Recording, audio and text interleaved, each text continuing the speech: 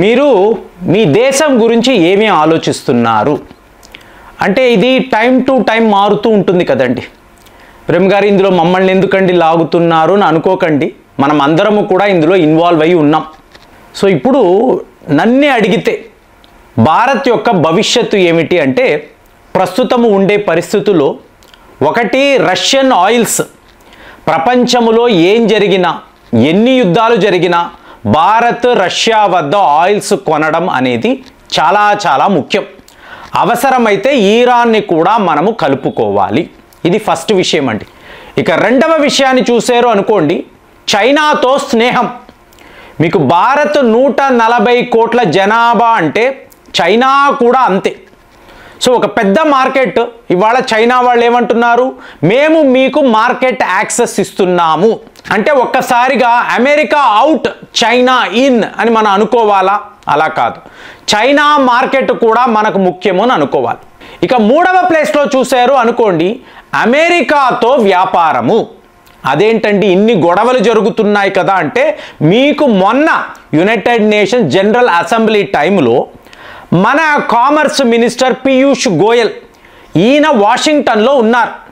ఇదే టైంలోనే మన జైశంకర్ మాస్టారు కూడా యుఎన్జిఏలో ఒక అద్భుతమైన ప్రసంగం. అంటే అమెరికాలో ఉండే డీప్ స్టేట్ ఉంటుంది చూసారా, వాళ్లను ఉద్దేశించి జైశంకర్ మాట్లాడిన తీరు నా భూతో నా భవిష్యత్ అని చెప్పాలి. సో ఇది అక్కడ ఉండే పీయూష్ గోయల్ ఆయన టీంకి ఎక్కడ లేని ఒక ఉత్సాహాన్ని ఇచ్చింది. మీకు అమెరికాతో వ్యాపారము అన్నప్పుడు లాభాలే కదండి, చాలా పెద్ద లెవెల్లో లాభాలు. మీకు అతిపెద్ద కస్టమర్, వాడిని మీరు ఎందుకు పోగొట్టుకుంటారు? కాబట్టి మంతనాలు, వాడితో మనము కూర్చొని ఎన్నో రకాలుగా ఫైనల్గా వాడిని ఒప్పించాము. ఏ లెవెల్లో ఇది జరిగింది అంటే చూడండి, ఈ భారతీయులు చాలా చాలా అరగెంట్గా ఉంటారండి, మనము చెప్పేది వినరు అని అనిన వాళ్ళు ఈ భారతీయులు ప్రాగ్మాటిక్గా ఉంటారు, చాలా చాలా కరిస్మాటిక్గా ఉంటారు. ఎవరు? మీకు అమెరికా యొక్క ఆర్థిక నిపుణులు, మనతో నెగోషియేట్ చేసిన వాళ్ళు టోటల్గా ఇటు మారిపోయారు. సో ఇలాంటి ఒక మ్యాజిక్ మీకు అమెరికాలో జరిగింది. సో ఇక్కడ పీయూష్ గోయల్ గారు మాట్లాడింది ఏమిటి అంటే, ఈ ట్రంప్ గారు రేపు ఉండరండి, మా మోదీ గారు కూడా రిటైర్ అయిపోవచ్చు, ఎందుకు నేను కూడా ఉండకపోవచ్చు. మీకేం కావాలి? మీ దేశము కావాలి, మీ ట్రేడ్ పాలసీ కావాలి. నెక్స్ట్ 10 ఏళ్ళు 15 ఏళ్లలో మీ దేశాన్ని మీరు ఎలా చూస్తున్నారో మేము కూడా అలాగే. అంటే ఇక్కడ మిలిటరీ కాంప్లెక్స్ అంటామండి, అలాగే మీకు dairy complex, genetically modified complex. అంటే మీకు ఒక గ్రూప్ కలిసి ఒకే బాస్ ఉంటాడు, వీడే వీటిల్లో పెట్టుబడులు పెడతాడు, వాడే మీకు ఈ ప్రభుత్వాన్ని శాసిస్తాడు. కాబట్టి డొనాల్డ్ ట్రంపే ఉండినా వీళ్ళు చెప్పిందే వినాలి కదా. సో ఆ పరిస్థితిలో జైశంకర్ మాస్టర్ యొక్క ఆలోచన ఏమిటి? డీప్ స్టేట్ కాదు, నీకు నీ దేశము ముఖ్యము, నా దేశము నాకు ఎలా ముఖ్యమో నువ్వు అదే కదా ఆలోచించాలి. 140 కోట్ల జనాభా, మళ్ళీ ఇది ప్రొడ్యూసింగ్ కంట్రీ, ప్రొడక్షన్ చేసే కంట్రీ, వాళ్ళ అవసరం నీకు ఎంత ఉంటుంది, నీకు ఎలాంటి లాభాలు మేము చేకూర్చగలము, అది విడిచిపెట్టి ట్రంప్ గారు చెప్పారు కదా, ట్రంప్ గారికి భారత్ నచ్చలేదు కదా కాబట్టి 50% టారిఫ్ విధిస్తాము, ఇదంతా పిచ్చి మాటలు. అతనిని పక్కన పెట్టండి, భారత్ నుంచి మీరు ఎంత లాభాలు పొందగలరు ఇది ఆలోచించండి, అది కదా ముఖ్యము. నీకు భారత్ కావాలా, పాకిస్తాన్ కావాలా? పాకిస్తాన్తో నువ్వు చేస్తున్న వ్యాపారం ఏంటి? ట్రంప్ గారు ఆయన ఫ్యామిలీ చేసుకుంటున్నారు, మరి మీ అమెరికా ప్రజలు ఏం చేస్తున్నారు?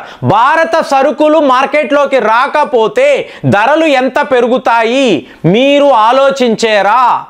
సో ఇలాంటి మంతనాలు, ఇలాంటి నెగోసియేషన్ జరిగిన తరువాత మోదీ గారు ఒక మాస్టర్ స్ట్రోక్ విసిరాడు.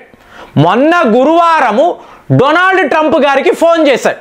చూడండి, లాస్ట్ జూన్లో ఆయనతో మాట్లాడడం అదే లాస్ట్ అండి, తర్వాత మాట్లాడలేదు. సడన్గా ఫోన్ చేసి, ఏమండి ట్రంప్ గారు బాగున్నారా, ఏంటి విశేషాలు, ఇది అడుగుతున్నప్పుడు అర్థం ఏంటండి? మీకు అక్కడ నోబెల్ బహుమతి అనేది ట్రంప్ గారికి రాకపోవచ్చు, నార్వేపై యుద్ధము కూడా ప్రకటిస్తానని ఒక సందర్భంలో అన్నాడు. అంటే నాకు మీరు నోబెల్ బహుమతి ఇవ్వకపోతే ఇది అమెరికాను అవమానించినట్టు, సో దీన్ని నేనే మామూలుగా తీసుకొని అన్నాడు. రష్యా వాళ్ళు ఏమన్నా అయ్యో పాపం ఆయనకి ఇవ్వచ్చు కదండి, మేము సపోర్ట్ చేస్తాము అంటే ఇంత పెద్ద యుద్ధములో ఉండే ఒక దేశము మేము ట్రంప్ గారిని నామినేట్ చేస్తున్నామండి, ఆయనకి నోబెల్ బహుమతి ఇవ్వండి అని పుతిన్ గారు ఒక సెటైర్ కూడా విసిరారు. కానీ ఇక్కడ మోదీ గారు చెప్తే ఆ వాల్యూ వేరండి. ఎందుకు అంటే భారత్కు పాకిస్తాన్ మధ్య ఆపరేషన్ సింధూర్ని ట్రంప్ గారేనండి ఆపేరు.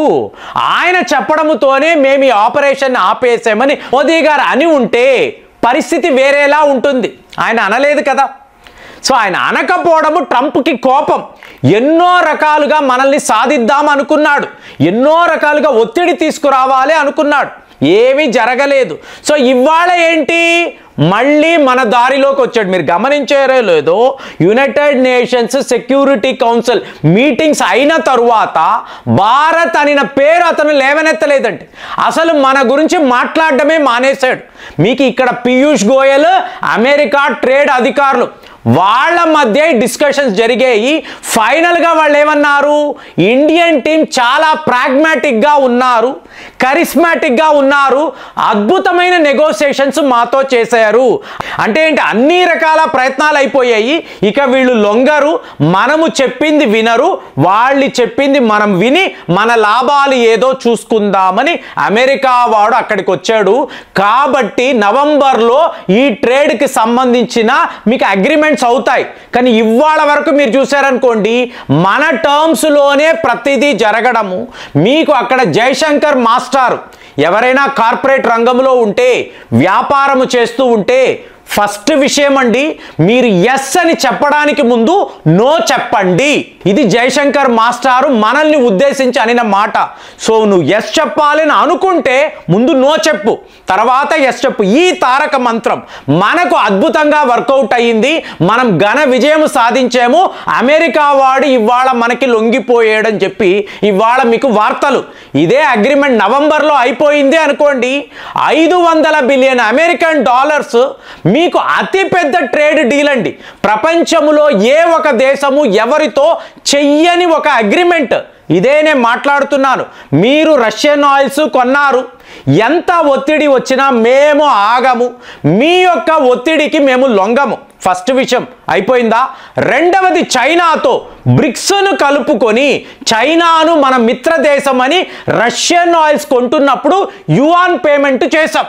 ఇది రెండవ అతి ముఖ్యమైన విషయం. ఇక మూడవది, అమెరికాను మనము లొంగబరుచుకోవడం. వాడు లిటరల్గా ఇవాళ మన టర్మ్స్లోకి రావడం. అంటే ప్రపంచంలో అతి ముఖ్యమైన 3 దేశాలు, ఈ 3 దేశాలను మనము హ్యాండిల్ చేసిన విధానం. అంటే మీకు జయశంకర్ గారు, పీయూష్ గోయల్ గారు అమెరికాలోనే ఉండి ఈ మంతనాలు చేశారు.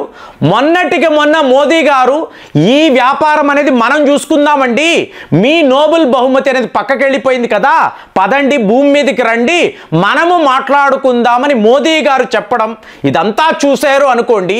భారత్ యొక్క స్ట్రాటజీ, ట్రేడ్ స్ట్రాటజీ అనండి, అమెరికాను హ్యాండిల్ చేసిన విధానము అద్భుతం అని చెప్పి ఇవాళ అందరూ మాట్లాడుకుంటున్నారు. 50% టారిఫే ఉండొచ్చు, అది కూడా త్వరలోనే మీకు పక్కకి వెళ్ళిపోతుంది అని చెప్పి మీకు నిపుణులు చెప్తున్నారు. అంటే ఏ స్థాయిలో మన నెగోసియేషన్స్ జరిగాయో చూడండి. కాబట్టి మనము ఇక్కడ ఏ ఒక దేశాన్ని విడిచిపెట్టకుండా ప్రతి వాళ్ళ చేత ఎస్ అని అనిపించుకున్నాము. ఇది మనము సాధించిన విజయం అని నాకైతే అనిపిస్తుంది. మరి మీరు ఏమో ఆలోచిస్తున్నారు కామెంట్స్లో రాయండి. మళ్ళీ వచ్చే వీడియోలో కలుద్దాం. జై హింద్.